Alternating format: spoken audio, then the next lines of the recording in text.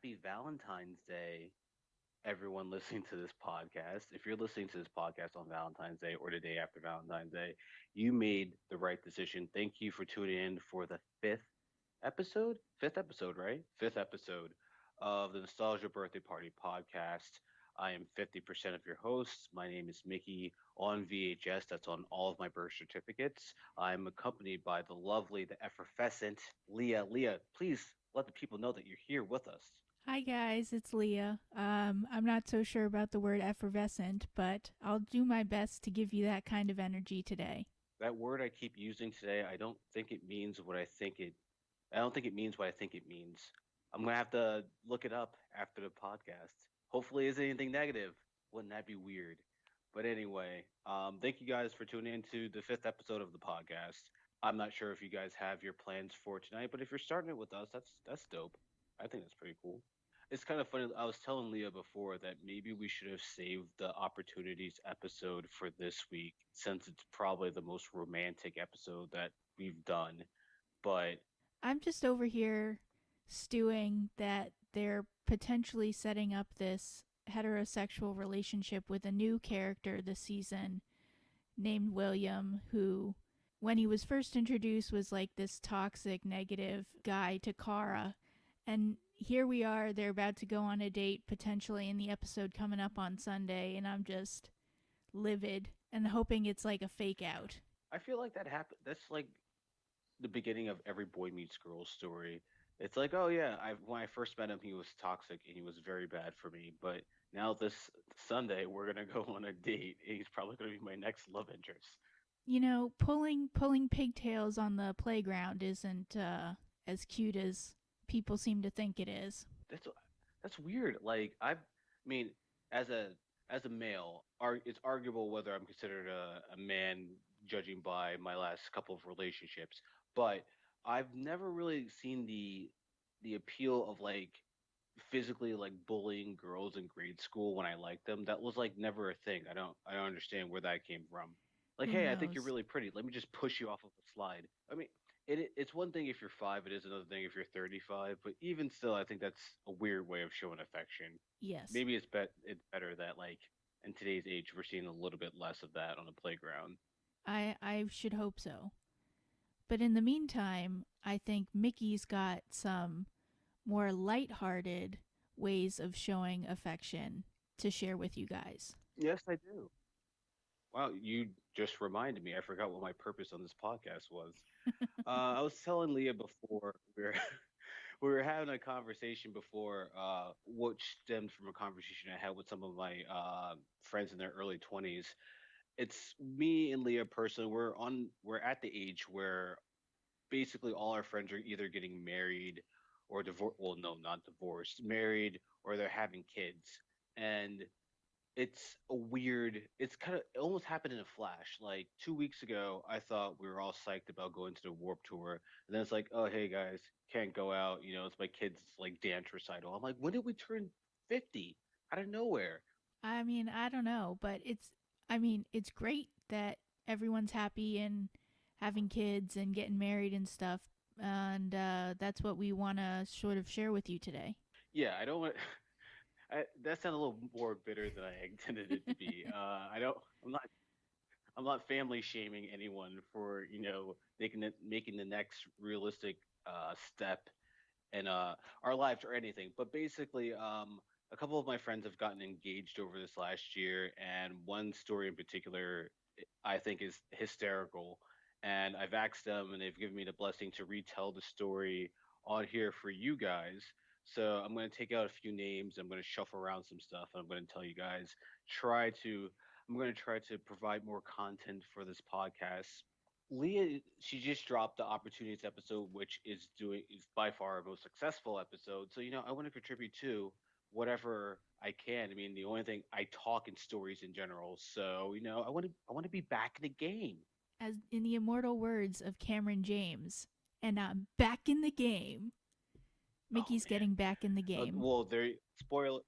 Yeah, spoiler alert. That's probably what I'm going to be doing this Valentine's Day, watching 10 Things I Hate About You for the fifth time this week. Maybe two glasses of wine down or whatever, but that's neither here nor there. I digress. So for the sake of the story, we're gonna call these two people Aiken and Ivy, and they've been together for a while, and it's about time that Aiken makes the big play, the big call, the engagement, which is like, for at least from the male perspective, is probably the most nerve wracking point of your relationship. I mean, the wedding I think is pretty like killer, but the initial proposal is probably the most. You're saying you're committed. Yeah, I mean, a lot for most guys, you try to show the least amount of emotional investment in the relationship to save face. Like, hey, I really like you, but I'm never gonna tell you until either you get tired of me not telling you, or I'm on my deathbed. But like usually guys they're not overtly sentimental in a relationship. They know they know their significant other knows that they like them, but they never really jump out of the hoop too much. So with a proposal, it's like the ultimate like, listen, these are my cards. They're on the table. There's 56 cards. There's only 52 cards in the deck. So the engagement. I've told my younger friends, I'm like, sometimes you have to do a pre-engagement talk before the proposal because you have to see if your significant other is thinking about this kind of thing before you propose and get a potential no. And they all seem to think that that's like ridiculous. You got to get a feel for whether this is the right thing or not. If you're on the same Absolutely. page. Yes, I feel like the YouTube videos you see of guys proposing in basketball arenas to their girlfriends and they say no, and the whole crowd boos and throws their garbage onto the court. That's because the guy never did the pre like engagement like feeler. He winged it and it didn't work out epically. So you got to have the conversation. You got to disguise it, but you got to be like, hey, what do you think we're heading towards marriage, or are you getting sick of me? What's the deal? I don't know why So you feel Aiken's like you been have thinking, to hide it, but hide what? the conversation, not necessarily the conversation, but your intentions. Oh, okay. Well, with this one, Aiken and Ivy, Aiken's like, okay, I'm gonna take her out to one of these restaurants in LA that she's always wanted to go. It's I'm not gonna say the name of the restaurant, but it's a famous seafood restaurant that a lot of famous people have gone to. I think that's vague and specific, both a combination of vague and specific enough. So they get a reservation and everything. They're sitting down at the table, and he's got this ring in his pocket, $250,000 just sitting there. He loses his keys every 5 minutes. He could lose like the biggest financial investment of his entire life in the blink of an eye. So they're sitting down, dinner's going great, the mood's right and everything. They're playing Boston on the stereo, so it's impossible for you to be stressed out in that environment. He's sitting down and everything. They get their, what's the thing called before you get your actual meal? It's like Appetizers? appetizers. There we go. So she gets a salmon salad and he just gets breadsticks. So he's sitting there. He's like, okay, well, I don't want anything in my teeth. What can I eat that I can still like fill my stomach, but not be too too grubbing. I can't grub too much. So he gets the breadsticks and they're sitting down, and he starts to go into his long-winded kind of speech into proposing. You can't just be like, "Hey," slams fist on table. You want to get married or not? No. All right. You gotta be cool about it. It's just like asking a girl on a first date, but everything's on the line this time. So he starts kind of going over their relationship from like point A to point B, and Ivy stops him and she's like, "Hold on one second. I think I have to use the bathroom." He's like, okay. So she gets up from the table. She goes to the bathroom, and he's just kind of sitting there. And he's there for like 5 minutes, but not like I'm telling you a story of 5 minutes, like 5 actual minutes of just sitting at a table by yourself. So he's like, this is taking kind of a long time at the bathroom. It's kind of weird, kind of nervous here. Does she suspect something? As soon as he says that, she comes back from the bathroom. He's like, oh, okay. Um, Let me start this over again. So, he's loosening up, has a little bit of wine, goes back into his spiel and everything. And Ivy's just like, there's something off about her. Like, she's not really making eye contact. She's kind of sweaty. And she's like, uh, I know you're in the middle of something, but I gotta run to the bathroom again. He's like, oh, okay. So she goes to the bathroom again, and like he's leaning over to the table to make sure she's not like just running out the back door or something. She goes back in the bathroom. He's like, "All right." She's in the bathroom for like 10 minutes this time.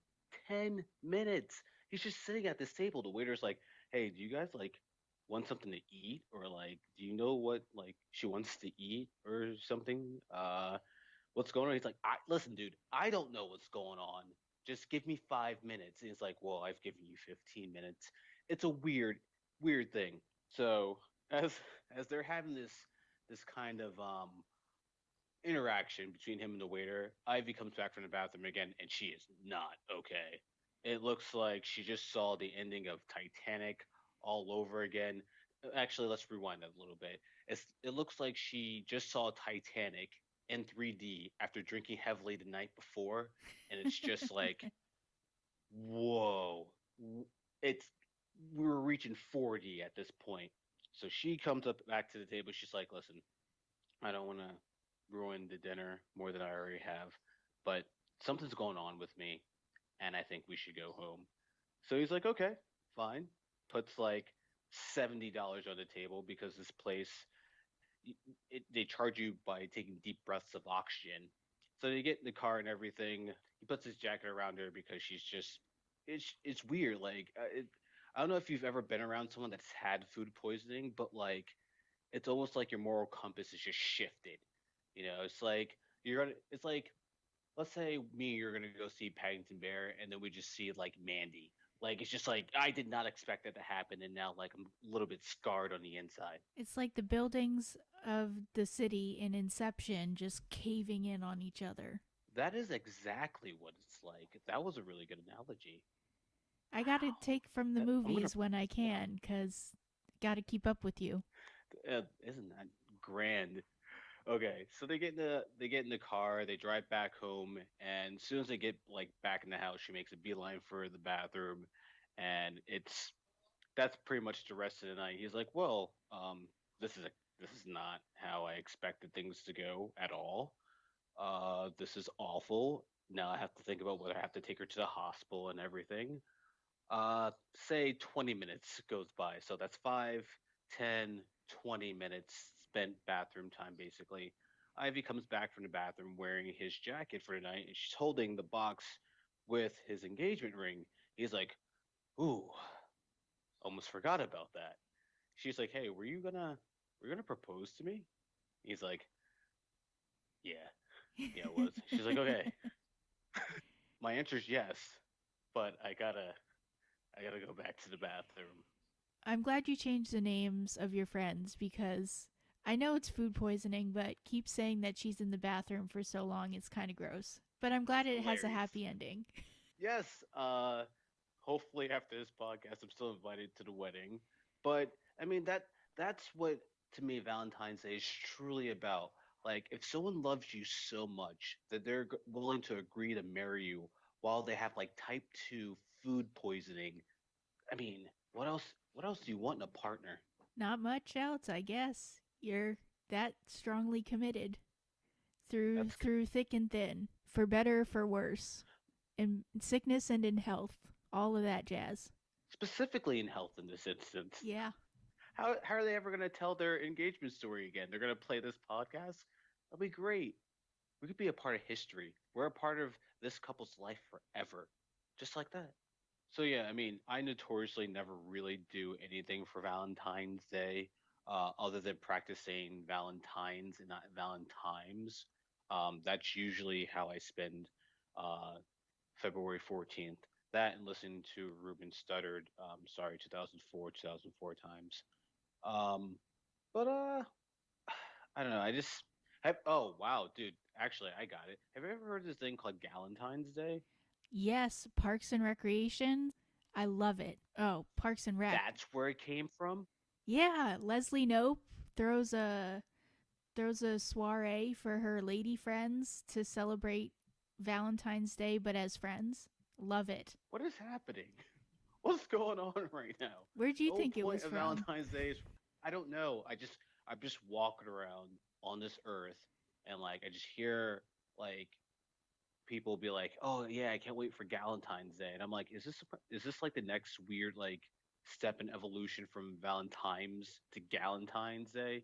They're like, no, it's like when girls like hang out with each other on like Valentine's Day, and I'm like, well, isn't that what Valentine's Day is? And they're like, no, that's if you're in a relationship. And I'm like, I just thought it was something that just it was like the original sin of something else. Like there's no point in where it started. It just kind of just happened I over mean, a period of time. it happened a few years ago on the show Parks and Rec. And you know what else happened that could be similar to Valentine's Day if you feel like you're alone? Treat yourself. You know, if you're feeling lonely, don't, because there are tons of other people out there like you, alone. Maybe get some chocolates, maybe get some wine. Treat yourself for yourself. Dude, the way you just said that one is absolutely hilarious.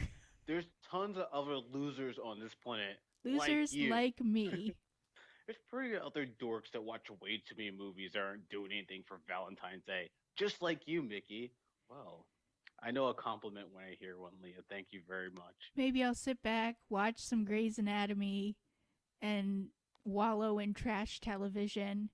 But no, it's cool. I feel like I'm gonna watch She's All That again Oh, and yes. like gasp when Rachel Lee Cook confronts Freddie Prinze Jr. on his ulterior motives for dating her. Even though I've seen the movie over 300 times at this point, it's like, oh wow, that's right, Rachel.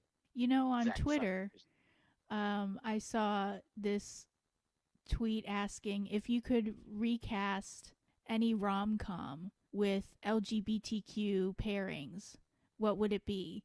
And I immediately went to She's All That. Who? So are you replacing? Are you replacing Rachel Lee Cook or Freddie Prinze Jr.? Have to replace Freddie Prinze Jr., but as long as I'm replacing everybody, you might as well just pick two new people.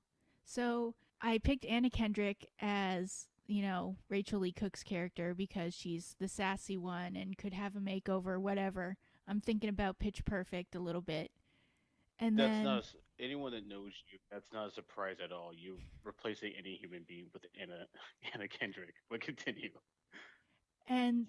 came the tough part, like who's going to be the jock character? And so I'm thinking, Emily Blunt in her heyday? Maybe. Whipping out the Edge of Tomorrow fitness. But no, I think I went with Daisy Ridley just because I was in a Star Wars frame of mind with the movie coming out recently. I'm gonna ask you a question. I want you to be honest. And if you're dishonest about it, I want you to edit it out the podcast. Mm-hmm. But did you choose Daisy because she kind of looks like Cole Sprouse? No. Be honest. Okay. Ew. Have you ever seen a picture of the two of them together? No. There's a picture of the two of them together? Don't do it now. A picture of Cole and Daisy. Like, I don't think they've ever been in the same place together because I thought he's they're dating like Lily Reinhart from that's Riverdale. neither here nor there. All It's right. like it's like the white people equivalent of Bow Wow and Little Mama. Like they look exactly alike. You never see them together. It's like bam, night and day right there. So after we're done with this, I want you to check this out, and I want you to re-listen to you putting the dude from what's the name of the show? Riverdale. Man, Riverdale.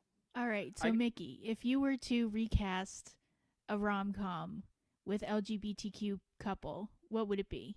I know you're a little behind on the subject, but do your best. no. Usually when it comes to movie stuff, I don't know.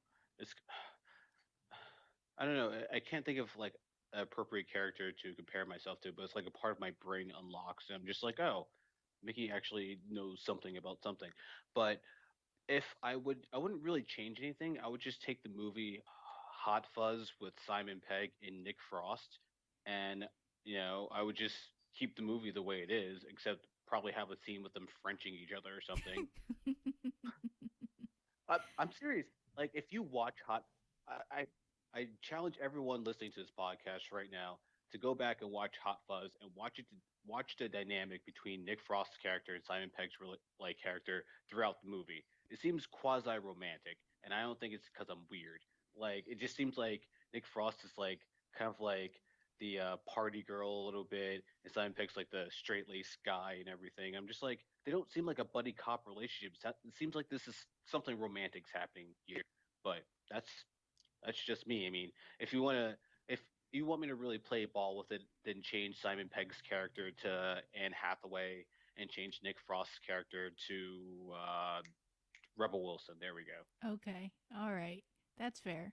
I've learned a lot, people, since the opportunities episode. Okay, And I'm I'm keeping so up. proud of Stuff. you. Thank you, thank you very much. It feels good to be appreciated and noticed. I love how what a weird roller coaster this episode's been. We started talking about Supergirl and having generic male love interests having the thing that we put into the universe. This is kind of our fault that she has this male love interest now because we said it on the last podcast. Yeah. And then we exposed one of my friend's engagement stories. Might have to take down the podcast once they hear it. And now we're talking about changing movies for LGBTQ plus. I think I got that right the first time I said it. If not, keep it in there because that was smooth. I, I, I like the structure. I like how we did this episode. It was fun. It was a wild ride from start to finish, but full of love and not love and There's a ways to lot of treat love. yourself. This episode was really like that Ashton Kutcher movie Valentine's Day, where like every white actor in Hollywood was basically in it, and it's like it's about this episode was about love, but not really about love, and like it was A it little was bit of pretty everything. entertaining. Yeah, it was more entertaining than it had any right to be, and Taylor Swift wasn't in it. So I mean, hey, if you have to choose one of the two today, watching Valentine's Day or listening to our podcast, We're glad you're just listening saying, to our podcast. absolutely.